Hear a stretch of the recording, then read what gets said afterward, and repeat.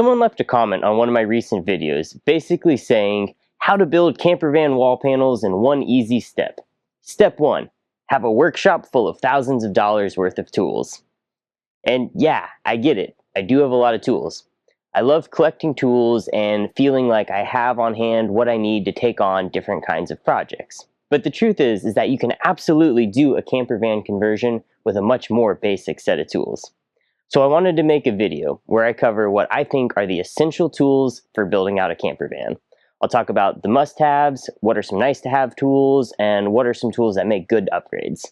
When I'm making these videos about building camper vans, there's going to be a lot of times where I may use a certain tool because it's faster or because I think it'll lead to a higher quality finish, but there's often a cheaper tool that'll accomplish the same task. Okay, let's move on into the workshop and start by looking at what the essential power tools are. And those are what's going to carry you through the majority of the work on one of these. So getting started, we have a drill and driver kit. They often come as pairs, and it is handy to have both. You're going to be using these for everything from drilling holes to driving screws. They're just the tool you're picking up all the time and using. Along with that, it's good to have a basic set of drill bits and driver bits. I would start off with just a simple set that has a variety of drill bits and driver bits, and then as you're going, if you find you need a specialty drill bit for one thing or another, just buy that as a one-off. Next, we have our power tools for making cuts, and that's going to be our circular saw for straight cuts and our jigsaw for curved cuts. In a camper van, the jigsaw is a particularly heavy hitter because not only can it be used for making curved cuts in wood, but it's also what I still rely on for making cuts in the metal of the van when you need to cut out a window opening or a fan opening.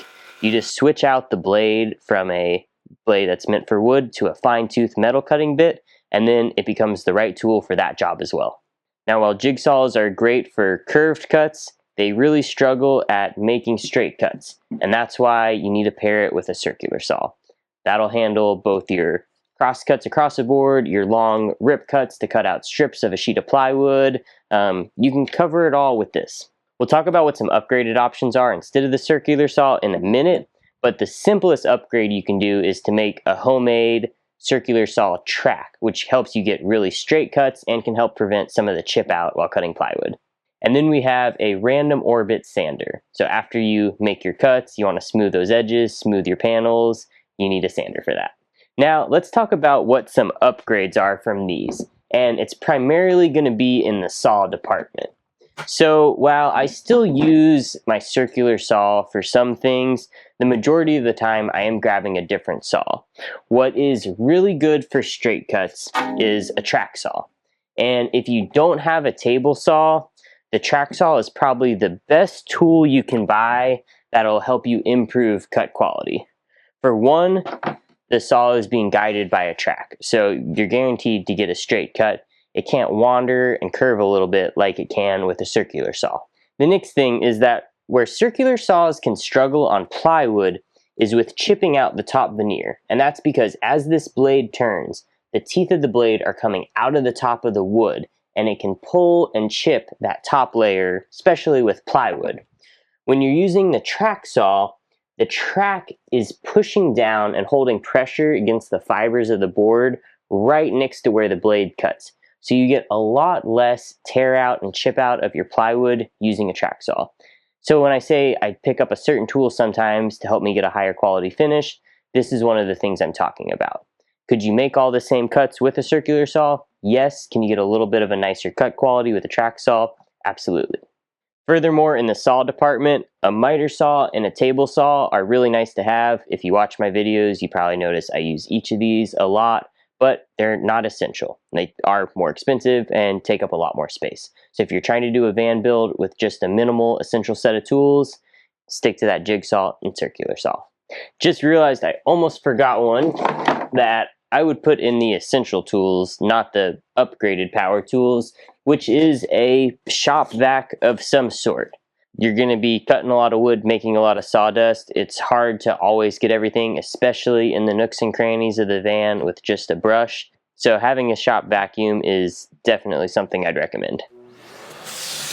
Now let's talk about essential hand tools. To start off, we have a tape measure.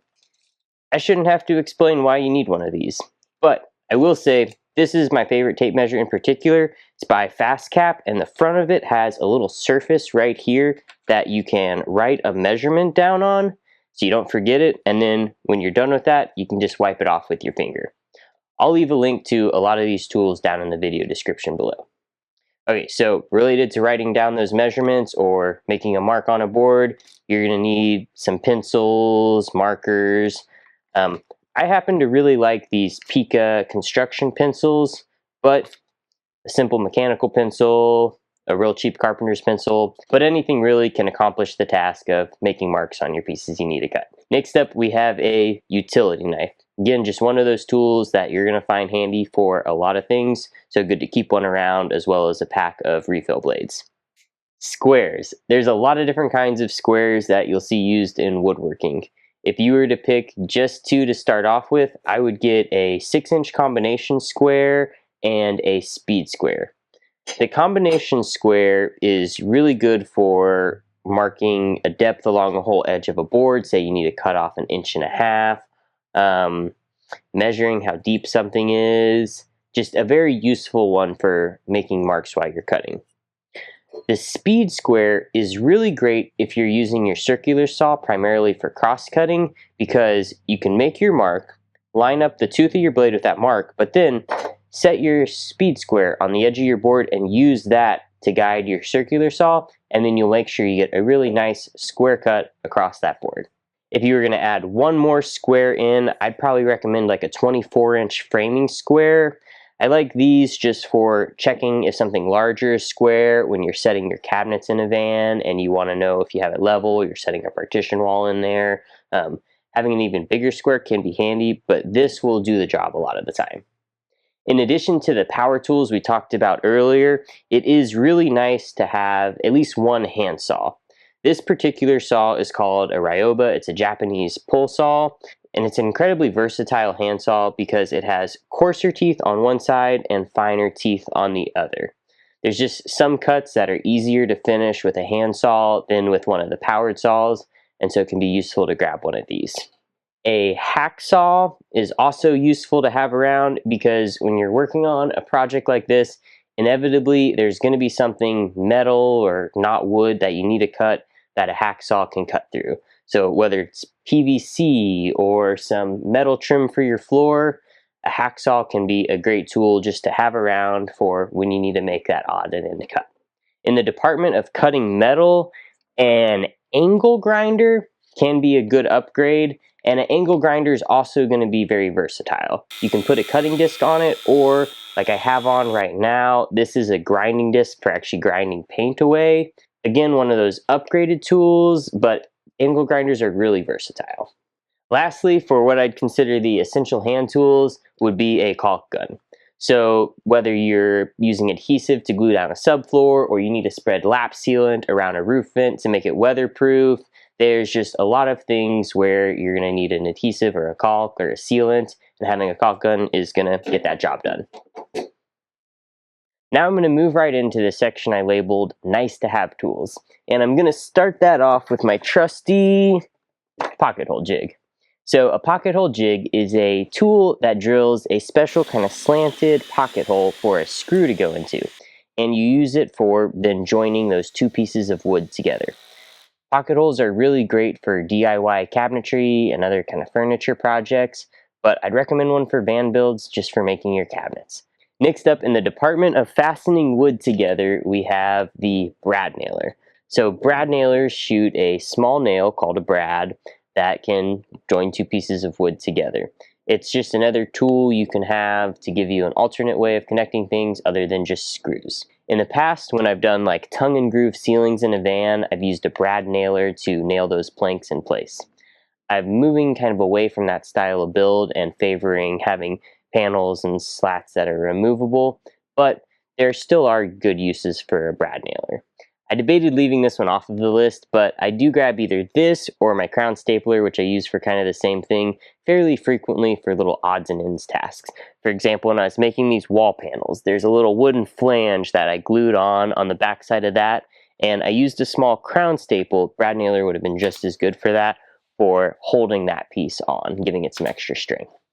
If you're working on a van project, I probably wouldn't say you should go out and buy a brad nailer just to have one. Wait until you feel like you actually have a good need for one, and then after that, I think you'll find that it comes in handy pretty often. Something else that comes in handy pretty often and kind of just in a problem solving or getting out of a jam situation is an oscillating multi-tool. So the oscillating multi-tool has a little blade, or there's a variety of different attachments that you can get for it, and it just oscillates back and forth and allows you to cut into the wood. I'm kind of struggling for a good way to describe what kind of cuts the oscillating multi-tool is best suited for, but really it tends to just be the kind of cut where you find yourself needing to do something and there's no other saw that can make it well. It's not a tool where I've ever thought like it's particularly fun to use. It vibrates a lot, but it can make cuts in places where you can't get another saw into. The blade can be angled to either side or off, and that can help you get into hard to reach spots, and it can also just plunge right into the wood. Speaking of tools that can get into hard to reach places, this is a right angle adapter for a drill. In vans, you often have a lot of tight spaces. You may have a cabinet that you built that's kind of small somewhere, and when you can't get your drill in to get a screw in, one of these can save the day. So I really like keeping one of these around. Now we have a very van build specific tool. This is a threaded rivet or a plus nut setting tool. So these do just that. They set a threaded rivet or a plus nut into a piece of metal. I rely on plus nuts or threaded rivets a lot. I use them to attach my framing to the walls. I use them to bolt my cabinets in. Under the van, when you're mounting a water tank, they can be really good for mounting metal brackets to hold that water tank in place. I find there's just a lot of uses if you're really trying to build things strong and secure in your van for a rivet or plus nut setter. This is a fairly basic, just hand-powered ones. There's fancier pneumatic ones that are really nice, but if you're a DIY builder, I'd probably recommend one like this. Next thing that can be nice to have is a small set of automotive trim removal tools. You can usually get these in a little pack that comes with like 4 or 5 different pry bars, mostly plastic, some metal, and these are good for pulling off like the stock panels in a van. In this build, one place I relied on these was to disassemble the headliner up at the front of the van. I had wanted to take all that down in order to insulate and sound in behind that, and you'll find a lot of the automotive panels in cars, you know, the ones that are stock with the vehicle, they're held on by these little plastic clips that you have to get behind and pry off. And these tools make it easy for that, and the plastic ones are great because they won't scratch metal surfaces as you're using them. Next thing we have is a set of hole saws. Hole saws go on your drill and you use them for cutting a hole. It can be through wood, it can be through metal. There tends to be a lot of holes you gotta cut when converting one of these vans into a camper. Right here, we have a hole that I cut with a hole saw. This one is for access to the little opening that you use to raise and lower the spare tire. Unfortunately, Ford puts this in a place where if you build your floor all the way out, you got to leave access to that. So that was a hole I cut with the hole saw. When you're drilling, say, through your wall or your floor to put in a vent hose for a composting toilet, you probably want to use a hole saw for that. For the shore power inlet, you probably want to use a hole saw for that. You can buy these in a kit, but I typically don't recommend buying a kit. Instead, I would just get the size you need as you go. Over time, you may end up with a pretty large assortment of them. But if you buy the kit, you may not have the size you need anyway. So I would say, you know, if you're installing a light that needs to mount into a 2 3/8 inch hole, get that one first. And then later you find you need a 1 inch one, just get that one. What is really nice is the quick change arbors. So I would definitely recommend getting one of the quick change arbors. But then after that, all you need to do is get the individual hole saws as you need them. To go along with cutting holes in metal, a deburring tool and files are really great. Deburring tool is just a little kind of like reamer that you can run along the inside edge of a hole you cut, and it can help just pull off any burrs to get a smooth surface. For larger openings, a metal file is really great for that. Like when I do a window cutout, I'll clean up the edges with a file. This one's flat. This one has a curve on one side, flat on the other. It's good just to have a couple files. Next up, clamps. There are a lot of different kinds of clamps. This would be like a fairly standard kind of woodworking F-style clamp. These are great, especially larger ones, for holding pieces together as you're gluing them or screwing them together. These are some little spring clamps. They're about 99 cents a piece. I have a bunch of these. I use them for all sorts of things. Clamps are something where it's nice just to have a few of different kinds to have around, but I wouldn't go out and buy a bunch of them unless you feel like you have a specific need for that specific kind of clamp.